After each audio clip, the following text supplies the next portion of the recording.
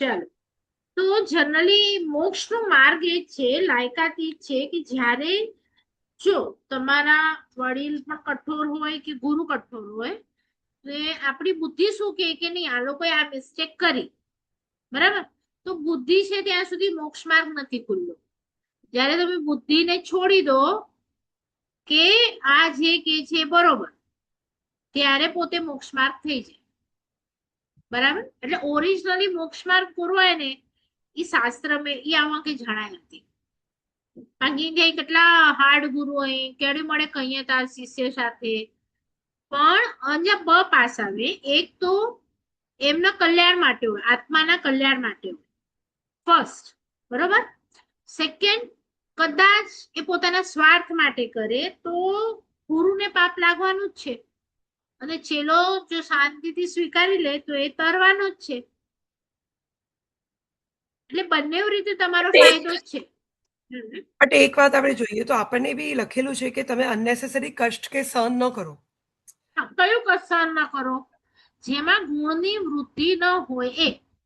દાખલા તરીકે કે હું એમ જ બેઠા બેઠા મને સોટી માર, તો મને એમ થાય કે મેં તો શરીરને કષ્ટ આપ્યું તો મારો મોક્ષ થઈ જવો જોઈએ. તો આમાં હવે કયો ગુણ ખીલ્યો? અનનેસેસરી ની વાત છે ને. હવે ત્યાં તમને કષ્ટ થાય છે, પણ એ કષ્ટમાં ગુણ વૃદ્ધિ થાય છે.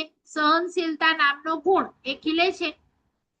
તો જો એ ખીલતો હોય તો મોક્ષ માર્ગ છે. પ્રભુ છે ને એમના એમ બધા એમને જેટલા કષ્ટ આવ્યા ને એ બધાને છે ને એ દમ મારીને બંધ કરી શકતા હતા એ કષ્ટોને, પણ એમને નહીં કર્યા તો એમના કર્મો તૂટ્યા. પણ જો કરત તો શું થાત? નવા કર્મ બંધ થાય. કરીએ તો નવા કર્મ બંધ થાય. તોડવા છે તો ચૂપ રહેવું પડશે. એ તમારે ડિસાઈડ કરવાનું છે કે તમારે શું કરવું છે. જો બે દેરાણી જેઠાણી છે, એમાં મોટા છે ને નાનાને દબડાવે છે. હવે આપણને પણ ખબર છે કે રોંગ છે, પણ જો નાના સહન કરે છે તો શું થાય? એમના કર્મ તૂટે કે ના તૂટે? તૂટે. તો કર્મ સત્તા સાથ તો આપવાની જ છે ને તોડવામાં. આપણને એમ થાય કે હું જ બધું કેમ સહન કરું? તમે હું એટલે તમે તમને ભાવના જ્યાં સુધી ગણતા હો ત્યાં સુધી મોક્ષ માર્ગ ખુલ્લો નથી. તમે જ્યાં ત્યારે તમને સોલ ગણશો અને સોલ માટે આ ફાયદો છે, અને એક તો એ મને કે છે તો ઉપકારી છે, અને સેકન્ડ એ જ મારી સાથે કેમ આવું કરે છે? તો આ મારા પહેલાના કર્મ હોઈ શકે, તો જ તો મને ભોગવવાનું આવ્યું. એમ જો વિચારે તો નવા તો બાંધે નહીં ને જૂના તૂટી જાય એટલે મોક્ષ તરત. આમાં તો પેલા એમને પ્રોબ્લેમ કર્યું છે એટલે એને આ ભટકાયું વ્યક્તિ, અને આ ભટકાયું અને હવે પાછા તમે નવા કર્મ બાંધો છો. એટલે આ વ્યક્તિ તો નિમિત્ત બન્યો છે. તમારી ચેકિંગ થઈ રહી છે કે તમે કેવા એની સાથે વર્તો છો. જો કોઈ કાઈ ન કરતું હોય ને ત્યારે તો બધા ઈઝીલી સરળ રીતે જ રહે, કઈ વાંધો જ ન થાય. કોઈ કઈ કરે ને પછી ઓરિજિનલી ખબર પડે કે તમારી અંદર શું છે. ખ્યાલ આવ્યું બધાને હું શું કઉ છું? કોઈ કાઈ ન કરે, તમે વ્યવસ્થિત તમારી લાઈફ જીવો છો, પુણ્યથી બધું મળી ગયું છે, તો તમારી અંદર શું પડ્યું છે તમને કેવી રીતે ખબર પડે? પણ આજે કંઈક થયું, પુણ્ય ઘટ્યા અને આજે કંઈક વસ્તુ તમારી સાથે થઈ, તો ત્યારે તમને જો એક વ્યક્તિ છે ને પાણીનો ગ્લાસ લઈને જાય છે અને એને બીજાનો ધક્કો લાગ્યો અને પાણી પડી ગયું, તો શું થયું? મેં શું કીધું? આનો ધક્કો લાગ્યો, પણ એનો ધક્કો તો લાગ્યો જ. મારા ગ્લાસમાં પાણી ન હોત તો નહીં પડત. એટલે એકદમ ઓપનલી કહું ને તો કોઈ કે મને કંઈક કર્યું અને મારા મોઢાથી ગાળ નીકળી, તો એ ગાળ નીકળી, હું કહું છું કે આણે આવું કર્યું ને એટલે ગાળ નીકળી. પણ તમારા મોઢામાં તો હતી જ, એ તો હમણાં સુધી કઈ થયું નહીં હતું એટલે નીકળી નહીં હતી. એનો મતલબ કે તમને તો પેલા દિવસથી જ એનો કર્મ બંધ થઈ રહ્યો છે. આ તો કોઈ નિમિત્ત નથી મળ્યું એટલે તમે નથી બોલ્યા. એનો મતલબ એવું નથી કે તમારી પાસે તમારા ડ્રોવરમાં આ વસ્તુ નથી. તમારી વસ્તુ આજે પકડાય તો પોલીસ વાળા તમે લીધી હોય ત્યારથી દંડ કરે કે ખાલી આજનો દંડ કરે? તો કર્મ છતાં તમને એમ લાગે છે કે ક્રોધ નથી કર્યું આજે, હવે હું એકલી જ રહું છું વર્ષોથી, તો મારો કોઈની સાથે ઝઘડો જ નથી થવાનો. તો એનો મતલબ એવું નથી કે આ બેન શાંત છે. એ તો નિમિત્ત મળે ને ત્યારે ખબર પડે કે એ નિમિત્તમાં તમે શું કરો છો. જો તમારું પુણ્ય કામ કરતું હોય ને તો તમારું બધું સારું સારું સારું થતું જાય, તો તમારો કોઈની સાથે ઝઘડો જ ન થાય. એ તો પુણ્ય પરવારે બધું ઊંધું થાય ત્યારે તમે શું કરો છો, રિએક્શન આપો છો, એના પરથી ખબર પડે કે તમારા ગોડામાં કયા કયા કર્મો છે. અને તમારું જે પણ નીકળે છે ને એ બધું પહેલેથી છે જ, એટલે બધાનો પ્રાયશ્ચિત આવે. હું એકલી રહેતી હોઉં ને તો કોઈ મને લાગે ઝઘડા નથી કરતી, તો એનો મતલબ એવું નથી. એ તો કોઈક આવ્યું ને ઝઘડો કર્યું, એનો મતલબ શું? પછી ઝઘડો કેવો છે એ પણ જોવું પડે. એના આત્માના ભલા માટે છે તો મને એક પરસાઈનો દોષ ન લાગે, આત્માના ભલા માટે. પણ મારા સ્વાર્થ માટે હોય, શરીર માટે હોય તો મને લાગે. આત્માના ભલા માટે તમે જુઠ્ઠું પણ બોલી શકો. શાસ્ત્રમાં લખ્યું છે તમે કોઈને મારી પણ શકો. દાખલા તરીકે એક તમને ભવદેવની સ્ટોરી આવી હતી. ભાઈ હતો અને એક ભાઈએ દીક્ષા લઈ લીધી છે ને બીજા ભાઈ ના લગ્ન છે, અને મોટા ભાઈને ખબર છે કે આની અંદર પાત્રતા છે કે એ સંયમ પાડી શકે એવો છે, તો આજે જઈને એને સંયમ માટે ફોર્સ કરું, એના આત્માનું ભલું કરું. તો જાય છે ને એમ નાનો ભાઈ એને મળવા આવે છે ને પછી એને પાત્રા ઉપાડવા આપે છે ને ધીરે ધીરે એને કે છે મારી પાછળ ચાલ, ને ગુરુ પોતાના ઉપાશ્રય સુધી જાય છે ને પછી ગુરુ જુએ છે કે આ તારો ભાઈ પાછળ તૈયાર થઈને આવ્યો છે તો સીધું ખોટું બોલે છે કે આ છે ને દીક્ષા લેવા આવ્યો છે. હવે ઓલાએ કઈ એવું કીધું જ નહોતું. અને પછી ઓલાની અંદર એટલા ગુણ કે બોલતો જ નથી કઈ, કે મારા ભાઈએ કીધું છે તો કઈક વિચારીને કીધું હશે, એટલે તહતી કરી નાખ્યું અને એને દીક્ષા લઈ લીધી.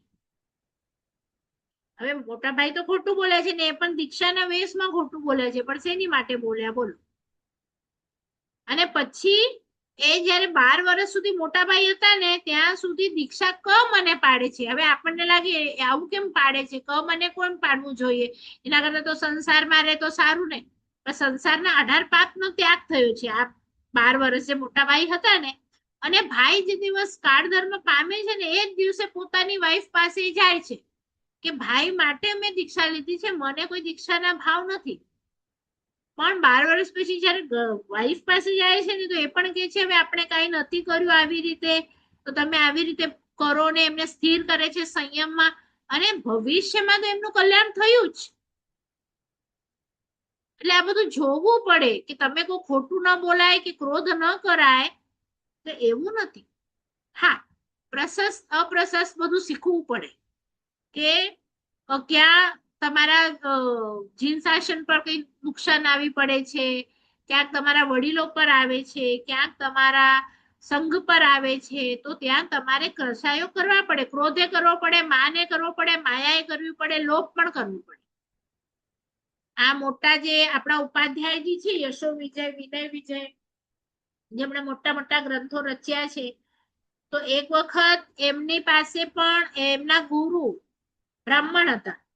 હવે આમની કેપેસિટી જોઈએ છે કે બાપરે આ લોકો તો એટલા ટેલેન્ટેડ છે, તો એમને ગ્રંથ જ નહીં શીખવાડતા હતા કે આ શીખી જશે ને તો જૈન શાસનનો ડંકો વાગી જશે ને અમે બ્રાહ્મણો પાછળ રહી જશું. તો એક વખતે બહાર ગયા હતા, એમના ગુરુકુળમાં જ આ ગુરુ ભગવંતો રહે છે અને આ સંસારીઓની સેવા કરે છે.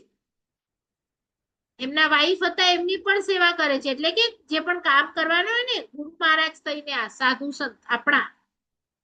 અને એક વખત બહાર ગયા ગુરુ, ત્યારે એની મમ્મી એમની જે વાઈફ હતી માતા, ગુરુ માતા, એમને ઘણી હેલ્પ કરે છે કે આ કામ અમે કરી આપીએ, આ કરી આપીએ.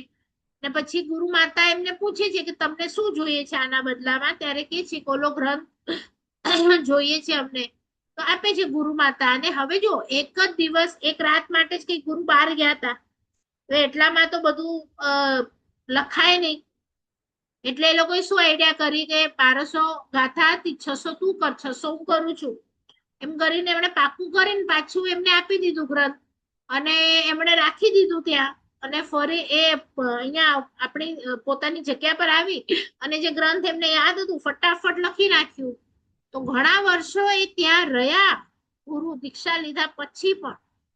તો શેની માટે રહ્યા બોલો? ના ના, એવી રીતે રેવાય જ નહીં. એટલે શાસન માટે તમે કંઈ પણ કરી શકો.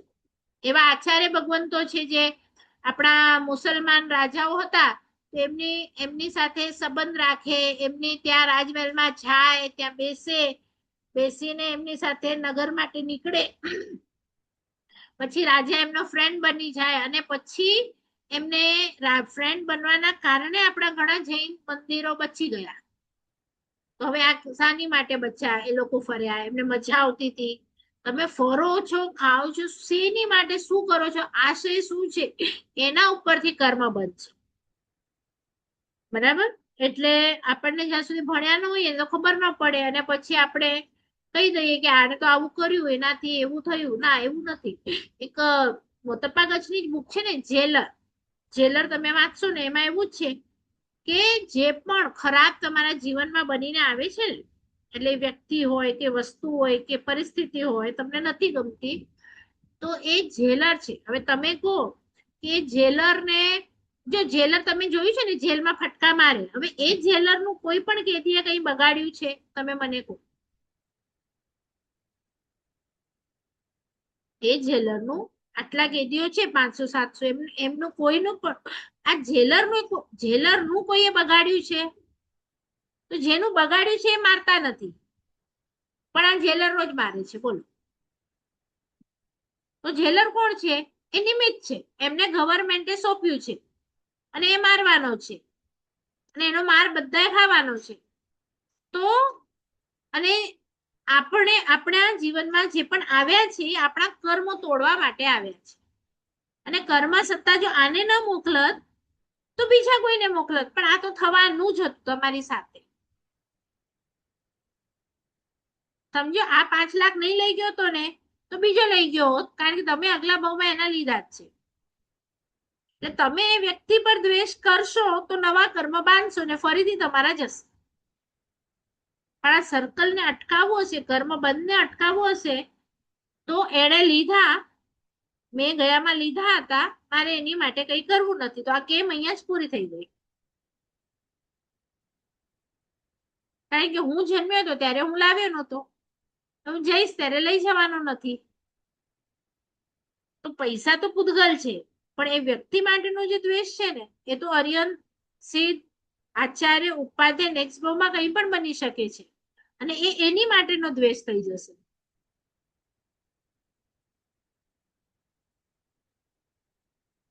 ખ્યાલ આવે છે? એટલે ખાલી નજરિયો બદલાવાનો છે કે આવ્યો છે, મને તકલીફ આવે છે, પણ હમણાં સુધી હું એની માટે દ્વેષ કરતો હતો, હવે મારે દ્વેષ કરવાનો નથી. ઉલટાનું એ ઉપકારે છે કે મારા કર્મને ઓછા કરે છે. પણ હું સહન કરું તો ઓછા થાય, કીડકીડ કરું તો નવા બંધાતા પણ જાય પાછા. બહુ ડિફિકલ્ટ છે આ બધું અપ્લાય કરવું. કરવાનું ડિફિકલ્ટ જ છે, પણ સમજો તો ખરા આ ભાવમાં, સમજણના ભાવમાં. પછી આવી સમજણ કયા ભાવમાં આવશે બોલો? દેવમાં આવશે, નારકીમાં આવશે, તિર્યંશમાં આવશે, સમજણ ક્યાં આવશે? કારણ કે પ્રભુ પાસે શક્તિ નહીં હતી ખબર નથી, પણ કેવળ જ્ઞાની જે ભાવમાં મોક્ષે જવાના છે, એ જો કાનમાં ખીલા ઠોકાતા હોય અને સહન કરતા હોય, તો હું ને તમે ક્યાં? મારા પ્રભુ જેની હું પૂજા કરું છું, એમણે શું કર્યું? એમના પર કેટલા ઉપસર્ગ, અને એમની અંદર તાકાત નથી એવું તો છે જ નહીં. આપણી અંદર તો તાકાત જ નથી, પણ એમની અંદર તો તાકાત છે અને સહન કરે છે, કારણ કે મને મોક્ષમાં જવું છે. તો નાની દેરાણી જેઠાણી હોય ને કે આવું કોલા સેન કહ્યા, તને મોક્ષમાં જવું હોય તો સહન કર, ના જવું હોય તો ના કર. તો સીધો હિસાબ છે. જલ્દીથી સુખી તને થવું છે ને મોક્ષમાં તને જવું છે, તો સહન તો કરીને કર્મ તો તોડવા જ પડશે ને. અનંત ભાવમાં બાંધેલા છે, કેવી રીતે તૂટશે? કોઈ પૈસા લઈ જશે, કોઈ ઘાણ આપશે, કોઈ મારશે, કોઈ કઈ કરશે, તો કર્મ તૂટશે, નહીં તો કેવી રીતે તૂટવાના છે? બધા જલસાથી બધું ભોગવીશું તો કર્મ કેવી રીતે તૂટવાના છે?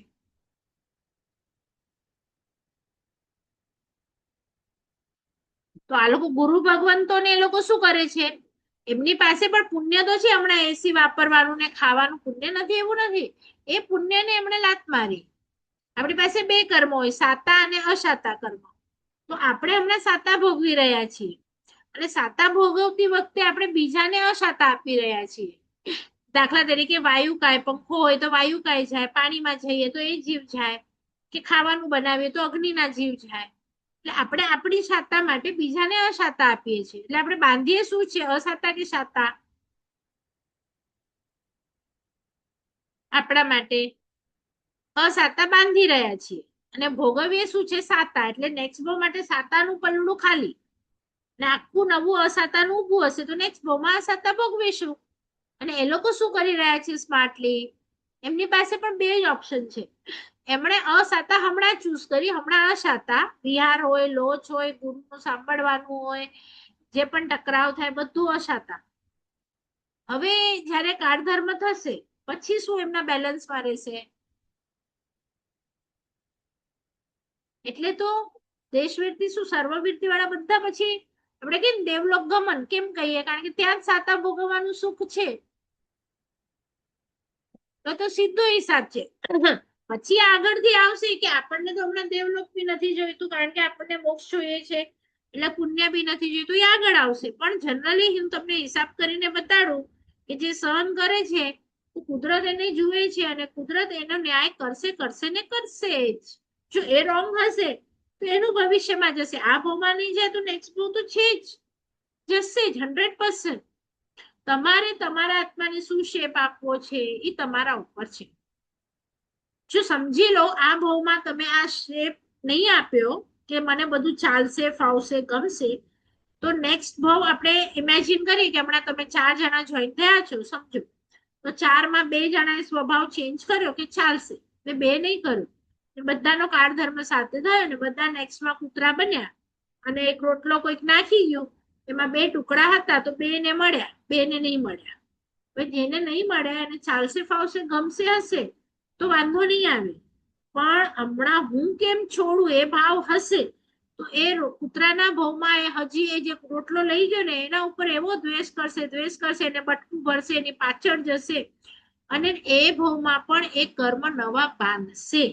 તો નેક્સ્ટમાં તો ચારેય સાથે કૂતરા થયા હતા, પણ જે 2 જણા સહન કરે છે ને એ લોકો 2 ત્યાંથી મનુષ્ય કે દેવ થઈ શકે, પણ આ 2 હજી નીચેની ગતિમાં જશે. હવે એક નાનો શેપ નહીં આપવાથી શું ફરક પડ્યો તમારા નેક્સ્ટ ભાવના આયુષ્યમાં એ જોઈ લો. અને વાઇઝ વર્સા પાર્શ્વનાથના બહુ 10 ભાવ જોઈશો ને તો એમાં એવું જ છે, એમના ભાઈ છે ને એ છે, બંને સાથે દીક્ષા લીધી છે, પણ એક ગુરુનું માને છે ને નથી માનતા, અને ત્યાંથી જ એમનો દ્વેષ શરૂ થયો કે આને હું મારું, મારનારો થાવ. બીજા ભાવમાં સેમ ધીરે, પછી જે ગયા બંને સાથે હતા, પણ સ્વભાવમાં જે એમને ચેન્જ નહીં કર્યો, તો ઓલા દરેક ભાવમાં તિર્યંશ થઈને આને મારે જ છે, અને આ દરેક ભાવમાં માર સહન કરી એના માટે દ્વેષ નથી કરતા, એમ કરતા કરતા 10મા ભાવમાં પાર્શ્વનાથ થયા. 10 ભાવનું ચારિત્ર ના ભાવનું ખબર છે ને? તો શું થયું બોલો? બંને સાથે હતા દીક્ષિત. તમે થોડોક સ્વભાવ ચેન્જ કરો છો ને ભોગવો છો ને એનું રિઝલ્ટ ક્યાં લઈ ગયું? બંને ભાઈના તમે જોઈ લો ચારિત્ર કે કોણ કયા ભાવમાં, અને 10 ભાવમાં મારે છે એવું નથી એક ભાવમાં વેર ગયું, કારણ કે તિર્યંશમાં કોણ સમજાવવા આવવાનું છે કે વેર નહીં કરે? એ તો તમારી અંદર પડ્યું છે ને, તમે જ્યારે જોશો એ બહાર આવશે, અને બહાર આવશે એટલે ખતમ. હમણાં પણ એવું હોય ઘણી વખત કોઈકને જોઈને તમને બહુ એ જ થાય, એમને બિચારા કાંઈ ન કર્યું હોય પણ આપણને કંઈક થાય તો એ અગલા ભોગોનું હોય આપણી સાથે, એવું કંઈ નથી ન હોય. તો વિચારવાનું કે કેમ આવું થાય છે, તો એમ વિચારવાનું કે આ પણ અગલા ભાવમાં મારા માતા દીકરી કંઈક હોઈ શકે, મને નથી ખબર. અનંત ભાવ થઈ ગયા ને આપણા, એમાં દરેકે દરેક જીવ કોઈક વખત માતા હશે, પુત્રી હશે, બેન હશે, એમ કરીને બધા સાથે મૈત્રી ભાવ આપણી થઈ જાય પછી. કારણ કે અનંત અનંત અનંત અનંત અનંત અનંત ભવો આપણે કરીને આવ્યા, તો આટલા બધા ભવોમાં કોઈક તો માતા હશે ને, પુત્રી હશે, બેન હશે, ભાઈ હશે, તો બધા જ તો આપણા પરિવારજન થઈ ગયા હમણાં સુધી. એ બધું વિચારવું પડે ને આપણા મોક્ષ માટે. આપણને સ્વભાવ ચેન્જ કરવાનું છે. એટલે સોચ ચેન્જ કરશો ને તો સ્વભાવ ચેન્જ થશે. સોચ ચેન્જ નહીં થાય ને તો સ્વભાવ ચેન્જ નહીં થાય. અને આ આખું પ્રોસીજર આપણે સ્વભાવને ચેન્જ કરવા માટે છે, નહીં કે માત્ર ક્રિયા કરવા માટે છે. બરાબર? ખ્યાલ આવ્યું? એક નાનો પણ કઈક સુધારો આવી જશે ને તમારા માટે, આ ભાવ ટર્નિંગ પોઈન્ટ અથવા 5-10 ભાવ ઘટાડવા વાળું ટર્નિંગ પોઈન્ટ થઈ જશે. ચલો, એના પછી છે બ્રહ્મચર્ય પદ. તો બ્રહ્મ એટલે આત્મા અને ચર્ય એટલે આત્મામાં રમણતા. તો તમે અહીંયા રહીને પણ 24 કલાક એ માનતા હો કે હું આ આત્મા છું અને આત્મા માટે મારે આ કરવું છે. તો જો કેટલા બધા ગૃહસ્થ છે ને એમને પણ કેવળ જ્ઞાન થયું છે. તો એ આત્મામાં રમણતા હોય ને તો થાય. બાકી તમે સાધુ પણ થઈ જાઓ અને આત્મા ન સમજો કે હું સાધુ છું, ગુરુ છું, મોટો છું, મારે આ બધાને આમ કરવું છે અને કઈ માનવ ને મારું નામ થવું જોઈએ, વાચનામાં આમ થવું જોઈએ, એવું એવું જો તમે કરો, આત્માને માનો જ નહીં, તો પછી તમે ત્યાં પણ બ્રહ્મચારી નથી. આત્મા બ્રહ્મચારી એટલે શું? આત્મામાં રમણતા. બ્રહ્મ એટલે આત્મા. અને આપણે કઈ પણ હમણાં વિચારીને તો એ પણ મારા જેવો આત્મા છે એમ વિચારો ને છોડી દો, એમ વિચારો ને છોડી દો, તો તમે બી બ્રહ્મચર્ય પદ આવી શકે. અને આમ બ્રહ્મચર્ય જુઓ ને આત્મામાં રમણતા, તો આ જે 5 ઇન્દ્રિય છે ને બધી રીતે બ્રહ્મચર્ય જોઈએ. માત્ર તમે એમ માનો કે આ મેં બ્રહ્મચર્ય 1 વર્ષનું લીધું છે એને બ્રહ્મચર્ય નહીં. તમે આંખથી પણ બ્રહ્મચારી રહી શકો, કાનથી પણ રહી શકો, જીવથી પણ રહી શકો.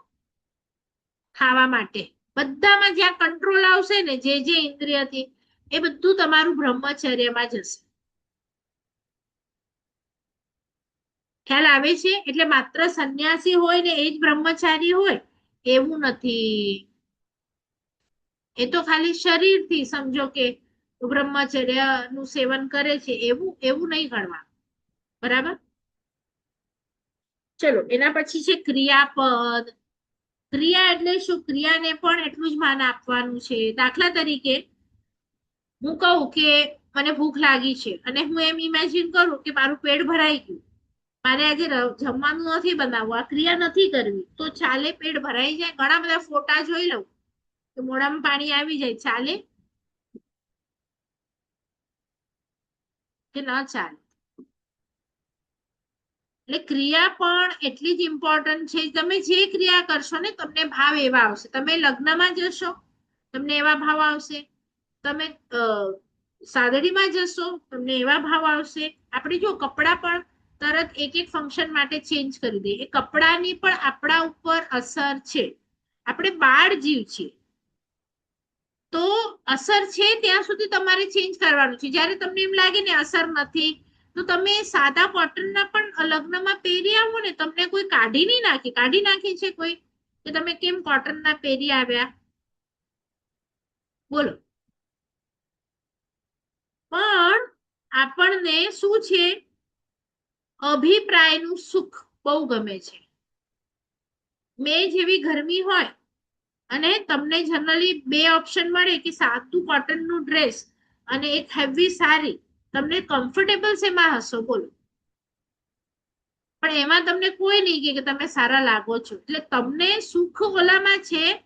પણ તમને બીજા લોકો એમ કે સારા લાગો છો આમાં, એટલા માત્રના અભિપ્રાયના સુખના કારણે આપણે શું શું કરીએ છીએ? બોલો. આપણને ગમે કે ના ગમે, પણ બીજાને, એટલે હું આ છું, આ બોડી, અને એ સારી લાગવી જોઈએ. એટલે ક્રિયા શું કે છે કે તમે હમણાં દેરાસરમાં જઈને ક્રિયા કરશો, એટલું જ માત્ર ક્રિયા ને, કોઈ પણ ક્રિયા તમે જ્યારે ક્રિયા કરો છો ત્યારે વિચારશો આ શા માટે કરું છું, એટલે એના રિલેટેડ નો ભાવ આપણી અંદર ઉત્પન્ન થાય. ક્રિયા કરવાનો હેતુ એ છે જેવી રીતે કે તમે હમણાં જેવી રીતે આવ્યું છે ને, હમણાં લિવ ઇન રિલેશનશિપ, મેરેજ, તો તમે લગ્ન કરો છો કે કોઈ પણ, એ જે ક્રિયા થઈને એની આપણા ઉપર અસર છે કે નથી, એ ન હોય હમણાં, તો આપણે આટલા ઇઝીલી રહી શકીએ કે 1 2 3? બોલો. તો કોઈ પણ ક્રિયા, તમે આજે સ્નાત્ર કરશો તો એની અસર થશે, તમે આજે ઉપવાસ કરશો કે વોટેવર જે પણ તમને કરશો એ ક્રિયા સામે, એટલે અહીંયા આજે 20 પદ છે ને, એનું આપણે ફાઇનલ રિઝલ્ટ જોઈશું ને, તો આ 20 એ 20 પદ તારનારા છે. તારનારા એટલે શું? આપણને મોક્ષ માર્ગમાં આગળ લઈ જનારા છે. એટલે આ 20 એ 20 પદ માટે આપણને બહુમાન હોવું જોઈએ. પછી તમે એમ કહો કે હું છે ને અહીંયા બેઠો છું ને અહીંયા બેસીને આમ સોચી લઉં છું અને તો ચાલશે, તો એવું ન ચાલે. તો તમે એવું સોચી લો કે હું લગ્નમાં જઈ આવ્યો, તમને ચાલશે? મેં આ ખાઈ લીધું, એવું સોચી લો, તમને ચાલશે કે ક્રિયા કરવી પડે છે? બોલો. પૈસા આવી ગયા 10 લાખ, 10 કરોડ, એમ સોચી લેવાનું આવી ગયા, તો ચાલશે તમને? કે દુકાને જઈ કમાવાની ક્રિયા કરવી જ પડે, રસોડામાં જઈ રાંધવાની ક્રિયા કરવી જ પડે? એ મોક્ષે જવા માટે અમુક ક્રિયાઓ છે, તો એ આવશ્યક આપણને કરવા પડે.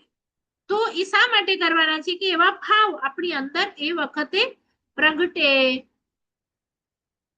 સામાયિક કરો તો આ 48 મિનિટ તો મારે બધા પૂતગલોને છોડી દેવા છે, એવો ભાવ પ્રગટે ને. બાકી તમે રસોડામાં હો ને બધું કરતા હો ને એસી ઓન હોય ને વોટેવર, તો એમાં ઓલો ભાવ પ્રગટવું બહુ મુશ્કેલ છે. ન જ પ્રગટે એવું નથી કહેતી, પણ મુશ્કેલ છે. જ્યાં અહીંયા ઈઝી થઈ જાય એવો ભાવ પ્રગટાવવા હોય તો, એમ ખ્યાલ આવે છે? એટલે ક્રિયા પણ એક પદ છે. તપ પદ, તો તપ 12 પ્રકારના છે, આપણે ડિટેલમાં જોઈશું કે કયા કયા 12 છે. તમને એમ લાગે કે મારાથી એકાશ ન થતું, આંબિલ નથી થતું, એટલું જ માત્ર તપ છે, તો એવું નથી. 6 અભ્યંતર, 6 બાહ્ય છે. બાહ્યમાં એકાશના બ્યાસના આવે છે, અને એનાથી તમે વધારે જાઓ તો 2 3 શાક બનાવો, તમે એક બે છોડી દો, તમારું ફેવરેટ હોય એ છોડી દો, એ પણ તપ છે. ગુણોદરી ઓછું ખાવ, 4 રોટલીની ભૂખ છે 2 જ ખાવ, એ પણ તપ છે. આગળ જતા જતા અભ્યંતર તપમાં જશો તો એ બધામાં સ્વાધ્યાય નામનો તપ છે. આ 1 કલાક તમે તમારા આત્મા છું અને આત્મા માટે મારે મોક્ષમાં જવું છે ને કર્મો તોડવા છે, એવા ભાવ સાથે જો ભણો ને, તો તમને 1/8નો લાભ આ 1 કલાકમાં થાય. 1/8નો લાભ. તો એ તમારા 8 જેટલા કર્મ તોડી આપે, એટલું મોટું આ તપ છે. પછી ધ્યાનમાં તમે જાઓ, તમે વૈયાવચ કરો કોઈકની, તો વૈયાવચ પણ એટલું મોટું તપ છે. સ્વાધ્યાય પણ એટલો મોટો તપ છે. ધ્યાન પણ એટલો મોટો તપ છે. કાયોત્સર્ગ, કાયાને છોડી અને તમે કાયોત્સર્ગ કરો, બધું મનથી, તનથી, મનથી, વચનથી છોડીને એક જગ્યા પર ઉભા રહી જાવ ને હું આત્મા છું એવું વિચારો, તો એ પણ મોટું તપ છે. બરાબર. ચલો આગળ જોઈશું ગોયમ પદ. ગોયમ પદ એટલે અહીંયા ક્યાંક ક્યાંક તમારા દાન પદ પણ આવશે અને આ પણ આવશે. તો આમ તમે જુઓ ને, ગોયમ એટલે ગૌતમ સ્વામી, અને આમ તમે જુઓ ને તો દાન. દાન, આપણી હમણાં દાન લઈએ કે મારે દાન આપવાના સંસ્કાર લેવા નાખવા છે આ ભાવમાં, તો દાન આપવાથી મને એક તો એ વસ્તુની મૂર્છા ઘટી જશે, અને બીજું કે મારું પુણ્ય બંધાશે. હમણાં આપણે જે સ્ટેજ પર છે ત્યાં આપણને પુણ્યની જરૂર છે, આગળ જતા પુણ્યની જરૂર, એટલે સારા ભાવ મળે કે સારા ગુરુ મળે કે સારું શાસ્ત્ર મળે, કલ્યાણ મિત્ર મળે, એવું એવું માંગવા આ પુણ્યથી. બરાબર. અને આમ તમે જોઈશું ને તો એનો બીજો અર્થ ગોયમ પણ આપણે થોડું ડિટેલમાં લઈશું. આજે તો મીટિંગ 2 3 મિનિટ છે, એટલે એક વખત ખાલી નામ લઈ લઈએ આપણે કે 16માનું જીન પદ છે, 17માનું સંયમ પદ છે. સંયમ એટલે અગેન કંટ્રોલ, 5 ઇન્દ્રિયને કંટ્રોલમાં લેવાની. પછી 18મું જુઓ, અભિનવ જ્ઞાન પદ. અભિનવ એટલે નવું નવું ભણવું, એ જ્ઞાન પદ. એટલે આજે મારા 5 પ્રતિક્રમણ થઈ ગયા, ધેટ્સ ઇટ, ફિનિશ. તો એવું નથી, આજે નવું શીખો. કર્મગ્રંથ શીખ્યા, 6 કર્મગ્રંથ છે. જીવ વિચાર શીખ્યા, 9 તત્વ શીખ્યા, દંડક શીખ્યા, લઘુ સંગ્રહણી શીખ્યા, બૃહદ શીખ્યા. પણ નવું નવું શીખો ને, એનાથી પણ તમને મોક્ષના માર્ગ નવા નવા મળતા જાય. પછી શ્રુત પદ 19મું, અને છેલ્લું છે 20મું તીર્થ પદ. શ્રુત એટલે અગેન જ્ઞાન માટેનું આવશે, શું ડિફરન્સ છે એ પણ આપણે લઈશું. અને તીર્થ પદ એટલે શું? તીર્થ એટલે આપણને એમ જ લાગે દેરાસર, પણ દેરાસર જ તીર્થ હોય એવું નથી, તારે તે તીર્થ. તો જંગમ તીર્થ પણ હોય, હાલતા ચાલતા, અને સ્થાવર એટલે સ્થિર તીર્થ પણ હોય. તો સ્થિરમાં દેરાસર ઉપાશ્રય વગેરે આવે, અને જંગમ એટલે આપણા ગુરુ ભગવંતો એ બધું આવે. તો એ બધા આપણને તારનારા છે એટલે તીર્થ. તો આમાં એક એક હિન્ટ આપી દઉં કે કોઈ કોઈ એક જ પદની આરાધના કરે તો પણ એમનો મોક્ષ થઈ જાય. એવું નથી કે તમે બધી જ કરો ને તો જ મોક્ષ થાય, એવું નથી. કોઈક અર્યંતની આરાધનાથી તરી જશે, કોઈ સિદ્ધપદની આરાધનાથી તરી જશે, કોઈ ખાલી પ્રવચન આરાધનાથી તરી જશે. પણ શા માટે એવું છે કે એક પદ કોઈ પણ લો ને તો એની અંદર બીજા 19 હોય ને હોય. અર્યંત હોય ને તો એ સિદ્ધ બનવાના જ છે. એમણે પ્રવચન આપ્યું જ છે, એ પહેલા આચાર્ય હતા જ, એ સ્થવિર છે જ, એ ઉપાધ્યાય છે જ, એ સાધુ છે જ, એમની અંદર જ્ઞાન છે જ, એમની અંદર દર્શન છે જ, એમની અંદર વિનય છે જ, એટલે બધા પદ આવી જ જશે. એ તીર્થ પણ છે, બરોબર. એટલે તીર્થ સુધી તમે કોઈ પણ એક લેશો ને તો એમાં આ બીજા 19 પોતે આવી જાય. એટલે એક પદની આરાધના કરશો તો પણ મોક્ષ માર્ગ ખુલ્લો થઈ જશે. થોડુંક હજી આપણે લઈશું ડિટેલમાં. નીચે દુઓ છે, એ દુઓ બોલવાનું, એના ખમાસમણા તમને થોડુંક એક્સપ્લેન કરીશ, પણ નેક્સ્ટમાં કમ્પલસરી આપણે સિદ્ધ પદ લઈ લઈશું. જી નાગના વિરુદ્ધ કંઈ પણ બોલાયું હોય તો મિચ્છામિ દોષ સર્વમંગલ માંગલ્યમ સર્વકલ્યાણ કારણમ પ્રધાનામ સર્વધર્માણામ જૈનમ જયતિ શાસનમ. એક વખત 20 પદની ખમાસમણા આપવાનું રોજે ચાલુ કરી દો, 20 ખમાસમણા એવરીડે આ પદ માટે, તો તમને હજી આ પદ વધારે ખુલશે. બરાબર. તો આ 8 દિવસ નેક્સ્ટ ક્લાસ આવે ત્યાં સુધી તમે એટલું કરશો કે આ 20 પદ માટે 20 નામ બોલવાના અને એનું ખમાસમણું આપી દેવાનું, કે આ જલ્દીથી મને બધા સરસ રીતે હજી સમજાય. કોઈને પૂછવું છે આમાં હજી? તમે જ્ઞાનના બી 5 ખમસણા કીધા હતા ને, એ બી સેના સેના તે ખાલી લખીને તો ગ્રુપમાં મોકલજો. આ લખેલા જ છે ત્યાં ઓલા ફોટામાં, મતિ, શ્રુત, અવધિ, જે આપણે ચડાવવા બોલતા હોય છે ને કલ્પસૂત્રમાં 5 જ્ઞાનના, એ જ હા હા. એ 5 બેન, જ્ઞાન. આમાં જે 20 ખમાસણા આપવાના હોય તેમાં એટલે કે શું બોલવાનું, એટલે કેવી નહીં, રીતે તમે એક? ઈચ્છામી ખમાસ પડો. ઓમ રીમ હું આર્યન હા, પદ માટે આપું છું, પછી આ સિદ્ધ પદ હા, માટે આપું છું. હમણાં તમને ન આવડતા હોય સંસ્કૃત તો આટલું બોલી શકો કે આ સિદ્ધ પદ માટે આપું છું. નહીં તો હું તમને નમો અરિહંતાણમ, નમો સિદ્ધાણમ એમ એનું મોકલાવી દઉં છું, ફોટો મોકલાવું છું, 20માં શું નામ બોલવાનું. ઓકે. અને તમારી આજુબાજુ કોઈએ કરી હોય ક્રિયા તો એને પણ પૂછ